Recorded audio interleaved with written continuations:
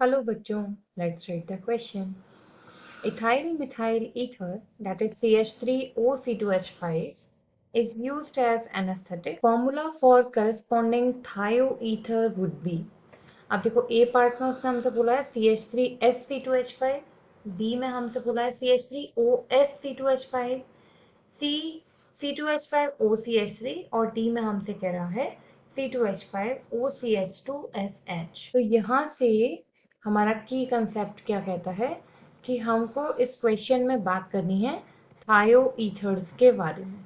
ये क्या होते हैं? देखो सबसे पहले अगर मैं बिल्कुल जनरल टर्म की बात करूं ईथर, तो हम लोग ईथर उसे बोलते हैं जहां पर कोई भी एल्काइल ग्रुप्स है ना, कोई भी alkyl groups R R dash मान सकती हूँ मैं, ऑक्सीजन के दोनों तरफ आ जाए तो इसको हम ईथर बोल देते हैं।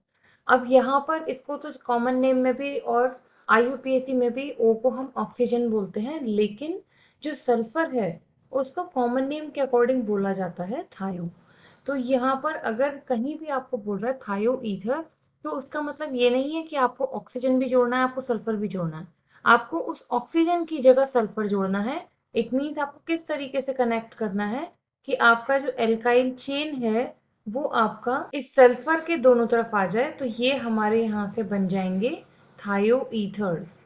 अब देखो मेन चीज क्वेश्चन में क्या कह रहा है वो हमसे कह रहा है कि आपको इथाइल मिथाइल ईथर दिया जाता है, डेट इज CH3OC2H5, और उसको एनेस्थीसिया में यूज करते हैं, ठीक है।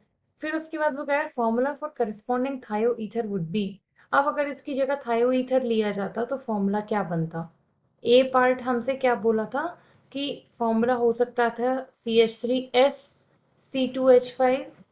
बी पार्ट में हमसे कह रहा है कि क्या ऐसा हो सकता है कि फॉर्मूला ये बन जाए CH3OSC2H5। सी में बात करें तो सी में कह रहा है क्या ये बन सकता है C2H5OCH3। और डी में हमसे क्या कह रहा है कि क्या ये पॉसिबल है कि ये बन जाए C2H5O और CH2SH। अब इन चारों फॉर्मूले के बारे में बात करते हैं। अगर मैं ए वाले के बारे में बात करूं तो अभी अभी हम लोग जस्ट कह रहे थे कि अगर ऑक्सीजन की जगह सल्फर ले लिया जाए तो इन्हीं को हम थायोईथर्स कहने लगते हैं।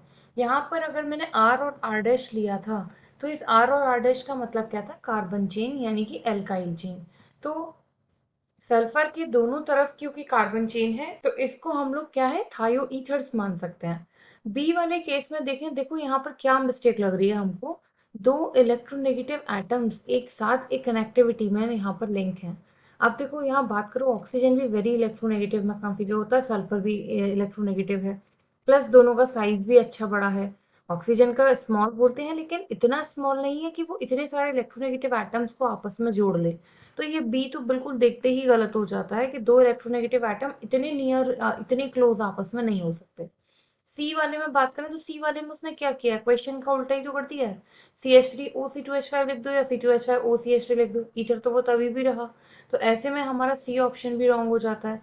लास्ट वाले में बात करें तो उसने क्या किया है, C2H5O लेके CH2SH कर दिया है। तो ये लिंकेज भी पॉसिबल नहीं है कि कार्बन से सल्फर का लिंक होने को हम ईथर नहीं बोल सकते। ईथर हमारे लिए बेसिकली क्या कंसेप्ट कहता है कि जब आपके इलेक्ट्रोनेगेटिव एटम के दोनों तरफ एल्काइल चेन हो। ऑक्सीजन के दोनों तरफ थी तो हमने उसे ईथर बोला था। थायो ईथर्स हम किसको बोल रहे हैं जब सल्फर के दोनों तरफ है।